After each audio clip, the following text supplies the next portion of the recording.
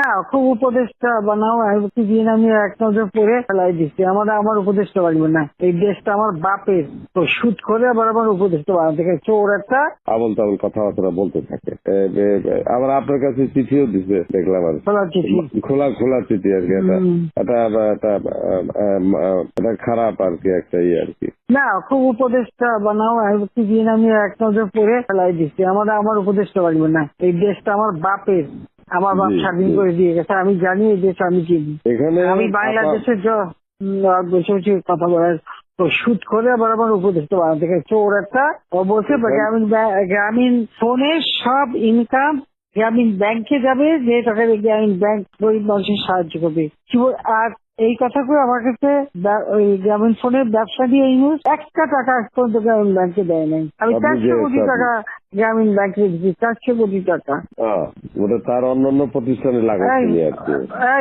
না, তখন গ্রামীণ ব্যাংক ফাইলে বক্সে ঢুকাই দিচ্ছে। গ্রামীণ ব্যাংক তখন ওই শেষ হয়ে চলে যাচ্ছিল, ওর বদলতে গ্রামীণ ব্যাংক মাঠে বসে গেছিল। ও তো সব ব্যাংকের সব টাকা তো লুচি খেয়ে গেছে। তখন আমি প্রথমে 100 কোটি, তারপর 200 কোটি, তারপর আবার 100 কোটি, এটা 98 সালে দিচ্ছি, চালু রাখছি।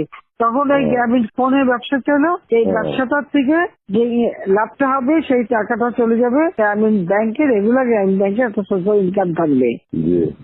এই বলে ব্যবসা নিয়ে তখন যখন ব্যবসা নেই, তোমার বলে রাখি, যদি কোনদিন প্রশ্ন ওঠে বলতে পারবা, 51% মালিক হলো বাংলাদেশ আর 49% হলো নরওয়ে কোম্পানি।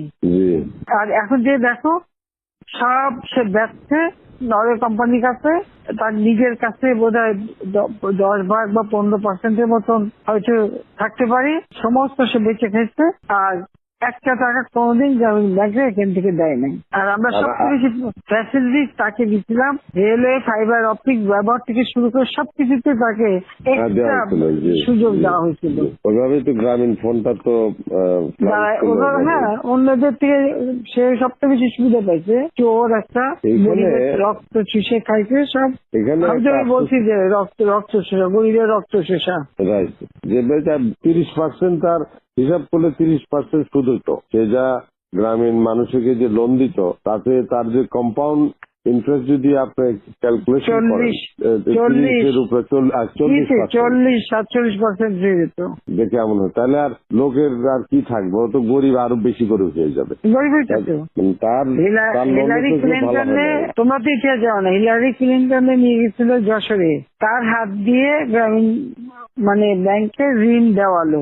এরপর সেই লোকগুলি সাধারণ গরিব লোক, হরিজন গ্রুপ, তারা ওই এলাকায় আর থাকতেই পারে নাই, কারণ ওই ইন্টারেস্ট দিতে দিতে দিতে তারা ফকির হয়ে নিজের যে বাড়িঘর ভিটা মাটি তাও কেড়ে নিয়ে গেছে। তারপরে তারা ওই এলাকা থেকে হারায় গেছে। দেন আমি খুঁজছি, একজনের পাশে খাগড়াছড়ি, সেখানে যে এসে কাজ করে খায়, আর একজন বোধহয় নীলফামারী নদী আসবে কোথায়, যে এরা ওই পরিবার সদস্য ওই এলাকা থেকেই হারায় গেছে।